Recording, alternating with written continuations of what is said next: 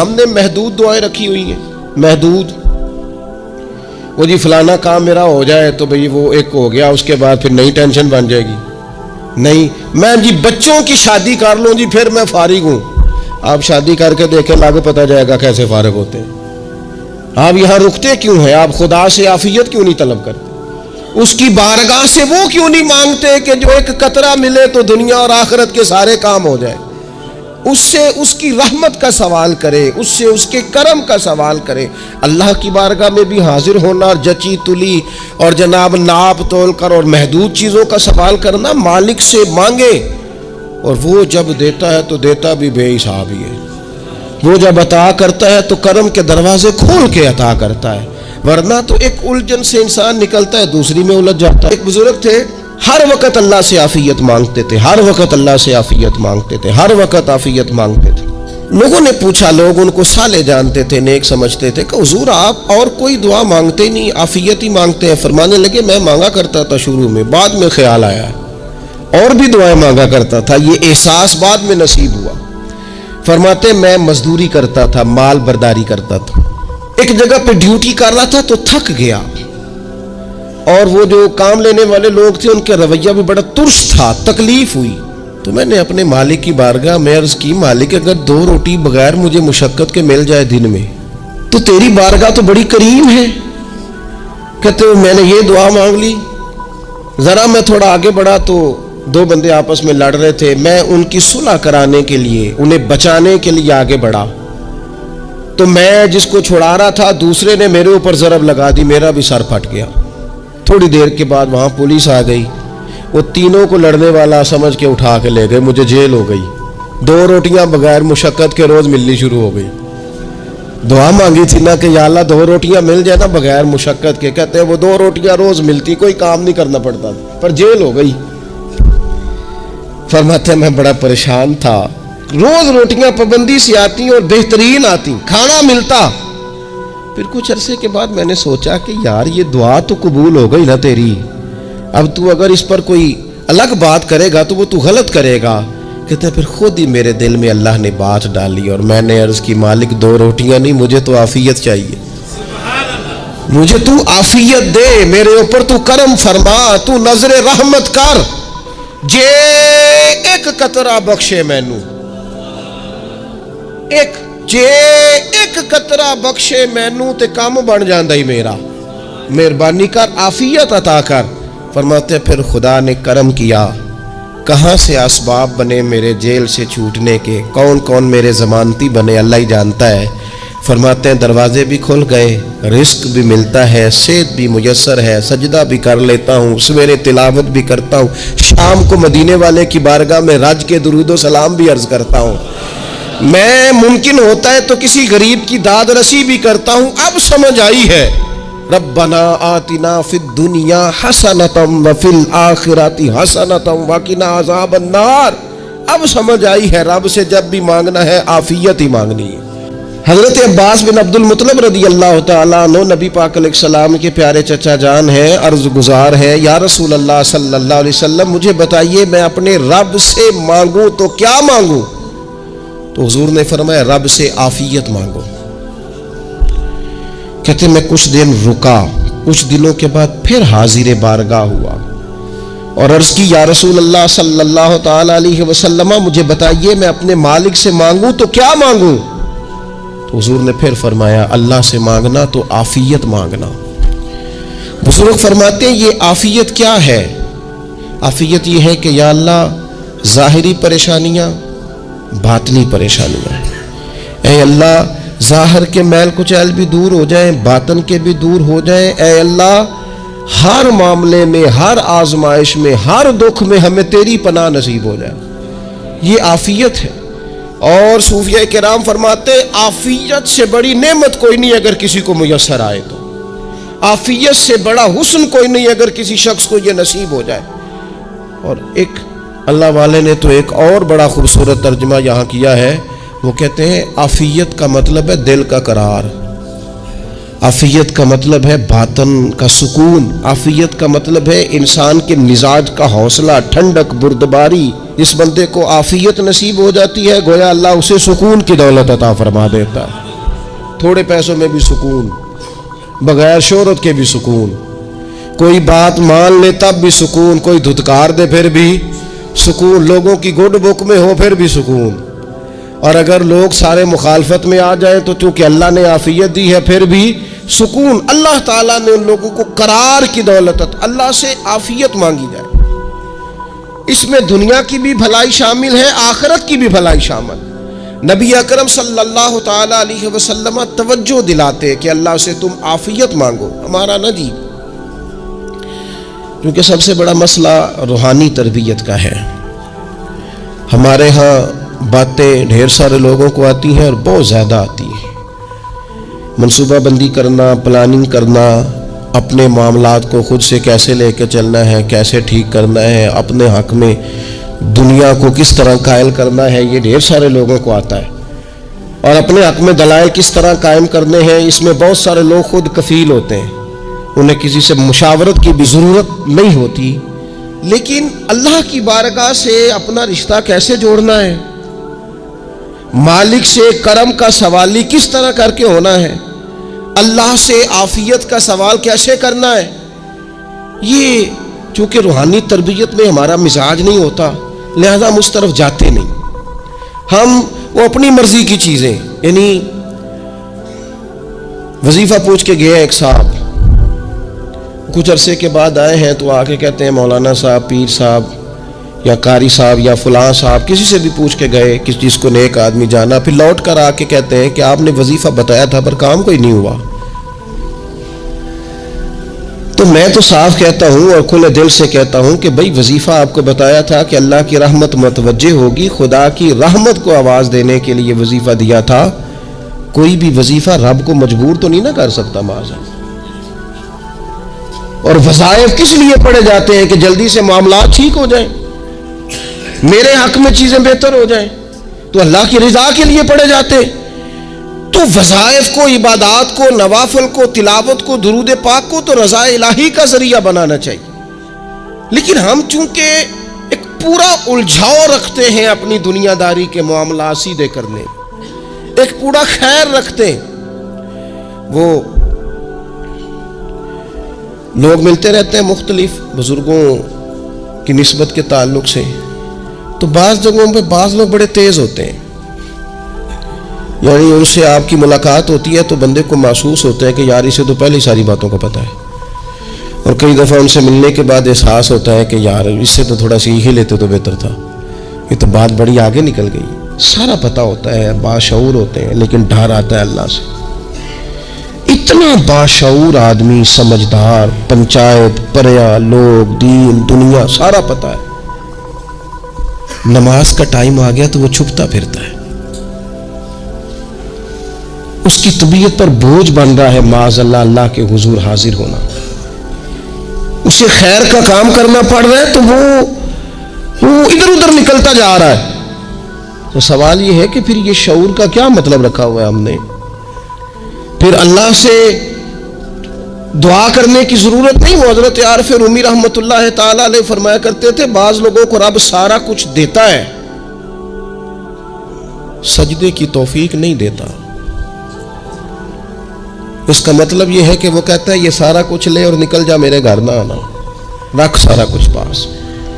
रब से आफियत मांगी जाए, उससे उसका फजल मांगा जाए, उससे उसका करम मांगा जाए। अल्लाह के प्यारे रसूल सल्लल्लाहु ताला अलैहि वसल्लम इस आफियत मांगने पर जोर देते, तवज्जो देते। मैं आपको सही बताता हूं,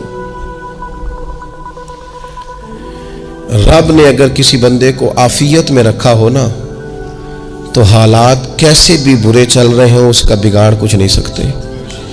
और अल्लाह ताला माफ करे, 100 दफा खाकम बदहन अगर किसी वक़्त उसके करम की निगाह फिर जाए तो फिर सारे असबाब समेत भी इंसान अपने पैरों पे खड़ा नहीं रह सकता। उससे जब तक तलबे करम नहीं होता, तलबे आफियत नहीं होती, اس کی بارگاہ سے جب تک بندہ مومن پورا رجوع نہیں کرتا، یہ عافیت اتنی اعلیٰ چیز ہے کہ نبی پاک علیہ السلام نے فرمایا آذان اور اقامت کے درمیان جو وقت ہوتا ہے اس میں دعائیں رد نہیں ہوتی. دعا مانگا کرو گے تمہاری اللہ اپنے فضل سے قبول کر لے گا. عرض کی یا رسول اللہ کیا مانگے؟ تو فرمایا عافیت مانگو رب سے. حضرت انس بن مالک حدیث کے راوی ہے رضی اللہ تعالیٰ عنہ، یہاں بھی فرمایا یہ عین قبولیت کا ٹائم ہے، اب اللہ سے عافیت مانگ لو، اس کی پناہ. ہم دعاؤں میں بھی محدود ہو جاتے ہیں. رب دا طالب کوئی نہ ملیا، جو ملیا طالب زردہ ہو. دعاؤں میں بھی حد بندی. بعض اوقات بچے بھی تربیت کرتے ہیں نا. ایک مولانا ہے، ان کا خیال ہے کہ انہوں نے مجھ سے کچھ پڑھا ہے تو کبھی کبھی استاد جی کہہ دیتے ہیں، بہت پرانی بات ہے، انہوں نے مجھے فون کیا کہ اگر آپ کبھی تشریف لائیں، تو میں نے کہا پتر دعا مانگ اللہ کو چھوٹی جی گڈی دے وے. تو اس بچے نے میری بڑی تربیت کی، کہنے لگا استاد جی اللہ کو لو منگنی ہے تو وڈی ساری منگو. آپ نے محدود کیوں کیا کہ بھئی یہ چھوٹی سی اللہ گاڑی کیوں اللہ چھوٹی دے؟ رب دے تو بڑی دے اور رحمت سے دے، اللہ سے مانگنی ہے نا جی. ہم تربیت نہیں لیتے. میں نے اس کا شکریہ ادا کیا، میں نے کہا بیٹے تو نے بڑی سونی بات کی، اللہ تجھے اس کا اجر عطا کرے، اللہ تجھے برکات عطا کرے. اگر آپ نے سیکھنا ہے تو پھر آپ سیکھ لیں گے، اور اگر نہیں سیکھنا تو پھر یہی کہنا ہے ساری عمر لنگ گئی بندہ کو نہیں ملیا، چونکہ مزاج نہیں ہے نا سیکھنے کا، اس لیے پھر ملا ہی کوئی نہیں. پھر ساری زندگی کو میسر ہی نہیں آیا، کسی نے نصیحت ہی نہیں کی، کوئی آنکھوں کو بھایا ہی نہیں. خود ہی بڑے سیانے تھے، خود ہی بہت بڑے تھے، اپنا قد ہی بڑا اونچا تھا، سب ٹھگنے چھوٹے اور کمزور اور بونے نظر آئے. نبی پاک علیہ الصلوۃ والسلام نے ایک شخص سے پوچھا کیا دعا مانگ رہے ہو؟ تو اس نے کہا یا رسول اللہ میں اللہ کی بارگاہ میں صبر کا سوال کر رہا ہوں. تو حضور فرمانے لگے صبر تو مصیبت پر ہوتا ہے. یا رسول اللہ پھر کیا مانگو؟ آپ ان جملوں اور لفظوں کی گہرائی کو سمجھیں. صبر کے لیے تو پہلے مصیبت آئے گی، پھر صبر آئے گا. تو یا رسول اللہ کیا مانگو؟ فرمایا تو رب سے عافیت مانگ. مانا کیا ہے؟ مصیبت آئے کیوں؟ اللہ تجھے اپنی حفاظت کے حصار میں لے لے. وہ وقت ہی کیوں آئے کہ جب تیری طبیعت الجھ جائے، جب تو پریشان ہو جائے، جب تو تو اللہ سے عافیت مانگنا. جب تو عافیت مانگے گا تو اگر کبھی مشکل آئے گی بھی نا تو خدا پھر اپنے فضل سے مشکل سے نکلنے میں رستہ بھی بڑی جلدی عطا فرمائے گا اور تیرے اوپر فضل فرمائے گا. اگر عافیت، یہ جو ہم نبی پاک کی امت ہے نا، تو یہ ہمارے گرد اللہ کے فضل اور اس کی رحمت کا حصار ہے. یہ حصار ہے ہمارے گرد. وہ درویش نے کہا تھا نا کہ کروں شکر کتنا اور کروں فخر کتنا کہ تیرے کرم نے مجھے فائز المرام کیا. دیکھو بنا کے سید عالم کا امتی مجھ کو گناہ سے پہلے ہی بخشش کا انتظام کیا. ابھی میں نے غلطی کی نہیں، لیکن مجھے حضور کا غلام بنا دیا، بخشش کا بندوبست پہلے ہو گیا. اپنے مالک سے بیمار بھی اس سے عافیت مانگے، مقروض بھی اس سے عافیت مانگے، بے اولاد بھی اس سے عافیت ہی مانگے، صاحب اولاد بھی اس سے عافیت ہی مانگے، جو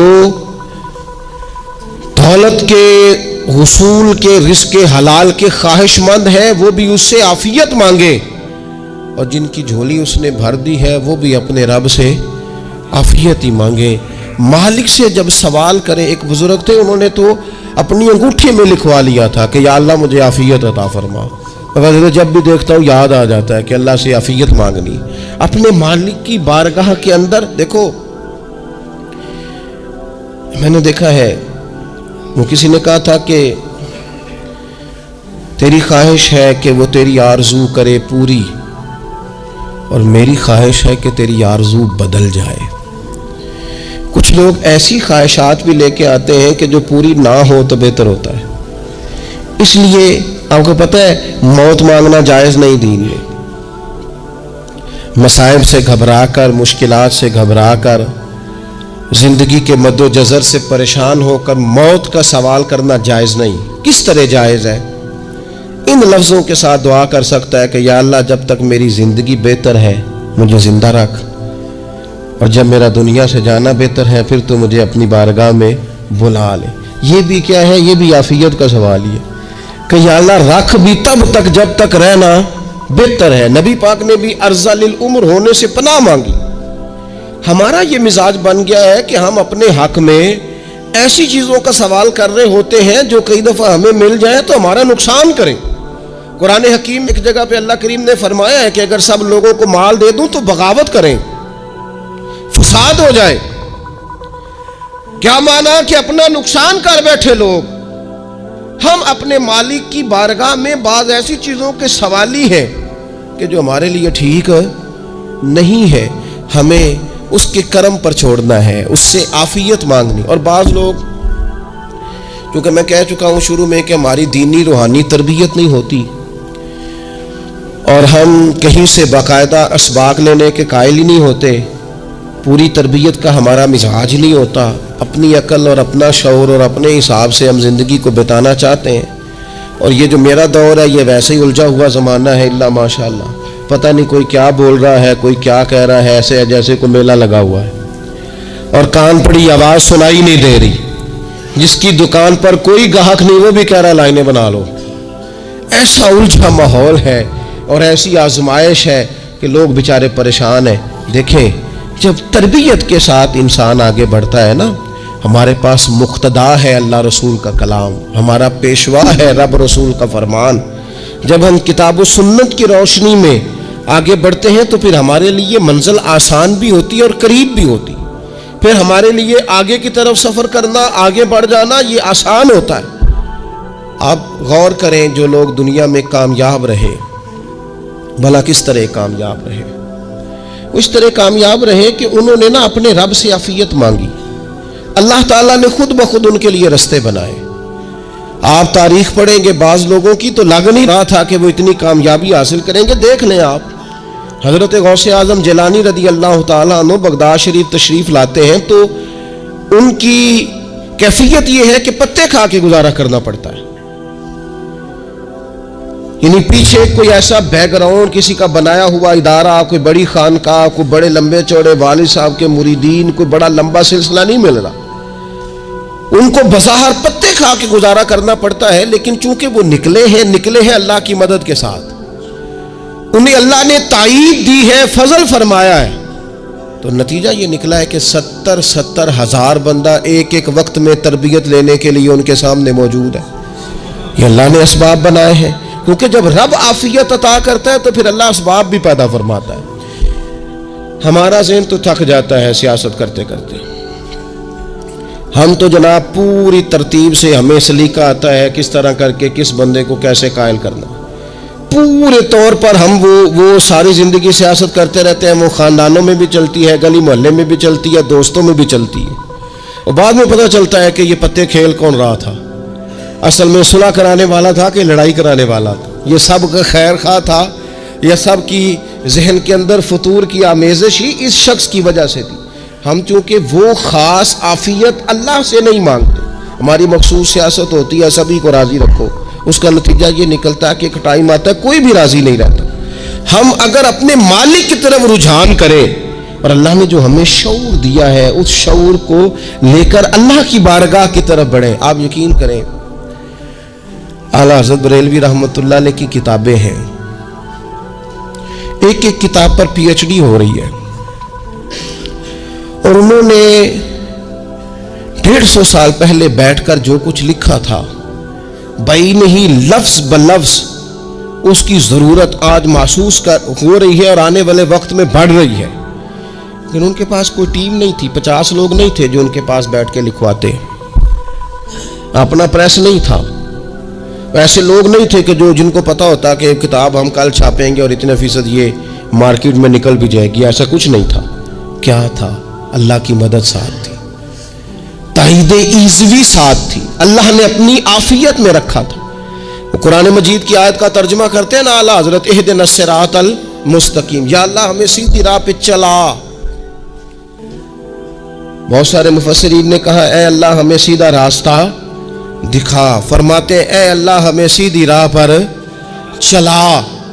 تو کسی نے کہا حضور یہ چلا اور دکھا میں کیا فرق ہے؟ فرمانے لگے دکھانے کا مطلب یہ ہوتا ہے کہ کسی نے پوچھا میں نے گجرانوالہ جانا ہے, تو دکھانا یہ ہے کہ اسے کہا یہاں سے باہر نکلو, روڈ پہ چڑھ جاؤ, سیدھے جاؤ گے, ایک پول آئے گا اسے کراس کرنا, نیچے اترنا، وہاں سے شہر شروع ہو جائے گا۔ پھر اس نے اگر کوئی اندرونی جگہ شہر کی پوچھ لی تو اس کو کہا کہ رائٹ ہو جانا، پھر لیفٹ ہو جانا، پھر آگے کسی سے مزید یہ ہے راستہ دکھانا اور ایک ہے چلانا۔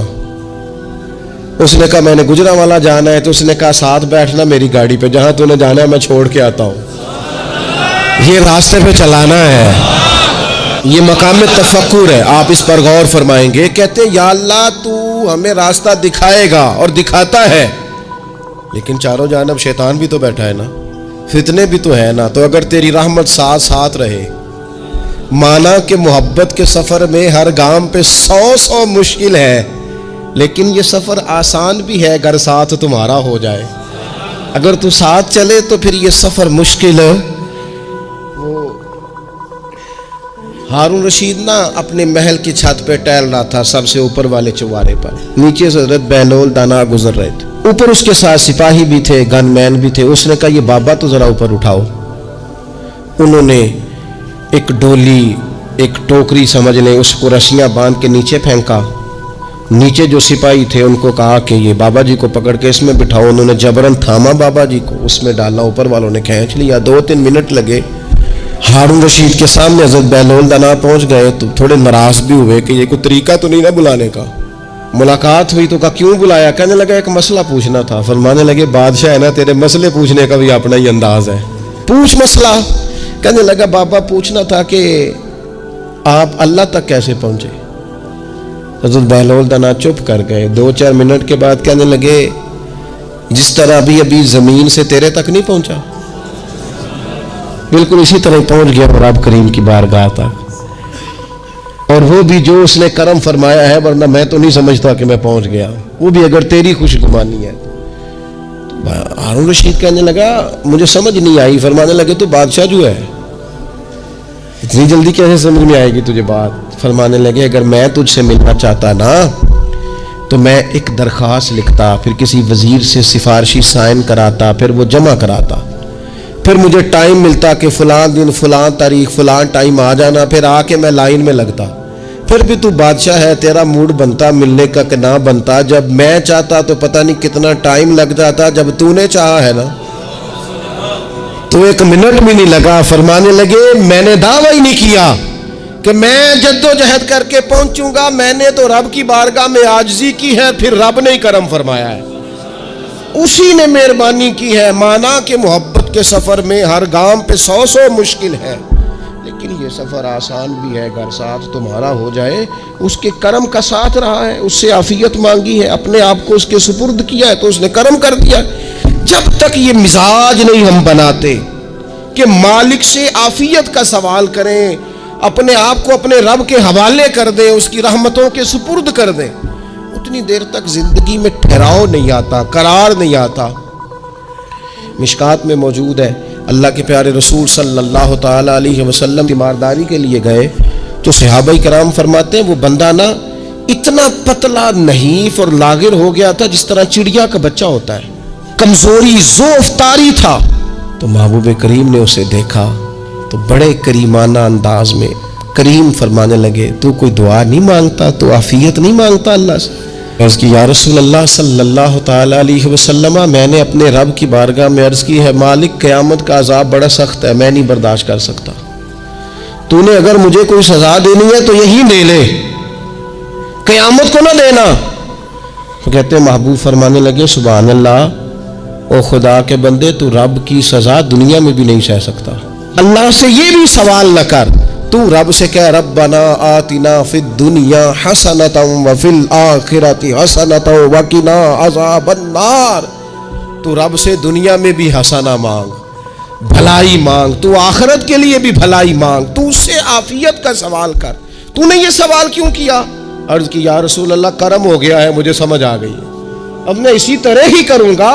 عزیز دوستو ہم کہاں سہ سکتے ہیں؟ ہم دنیا میں رب کی سزا ہم نہیں سہ سکتے، ہم کمزور ہیں تو گرمی نہیں سہ سکتے، شدید سردی نہیں سہ سکتے، شدت کی بھوک لوگ نہیں سہ سکتے، کوئی آزمائش نہیں سہ سکتے۔ وہ جو لوگ بعض اوقات کہہ دیتے ہیں نا جی فلاں چیز ہمارے اعمال کا نتیجہ ہے، تو میں کیا کرتا ہوں نہ کو یار ہم تو یہ بھی نہیں سہ سکتے، ہم کہاں برداشت کر سکتے ہیں، ہمیں تو وہ معاف ہی فرمائے، ہم حساب والے ہیں ہی نہیں، ہم تو صرف معافی والے ہیں، ہم سے نہ حساب پوچھے، اس نے حساب پوچھا تو پھر تو بڑی مشکل ہو جائے گی، اگر اس نے حساب پوچھا تو بڑی رسوائی ہو جائے گی، اگر حساب پوچھا تو مشکلات سامنے دکھائی دینے لگ جائیں گی۔ ہم سے تو وہ درگزر والا معاملہ کرے، ہم سے تو وہ کہے جا میں نے محبوب کے صدقے تجھے معاف کیا، جا تیرے لیے رحمت اور بخشش والا فیصلہ کیا۔ وہ کوئی سبب، اس کی رحمت کسی سبب کو دیکھ لے اور درگزر کر لے۔ تو آج کی پوری گفتگو میں آج آپ کو بڑی ذمہ داری سے یہ گزارش کر رہا ہوں، اللہ سے عافیت مانگے، ہر وقت عافیت مانگے۔ میری سالوں سے روٹین ہے، میں دعا مانگتا ہوں، اللہم انا نسألک العفو والعافیت فی الدین والدنیا والآخرہ۔ اور یہ خاموش تبلیغ ہوتی رہی، میں مانگتا رہا، کئی بچوں کو ویسے یاد ہو گئی، اس کو یاد کر لیں، اللہ سے عافیت مانگے، دین میں، دنیا میں، آخرت میں، اس کو اپنا مزاج بنائیں۔ اللہ تبارک و تعالی ہم سب کو عافیت نصیب فرمائے۔ آخر دعوانا الحمد۔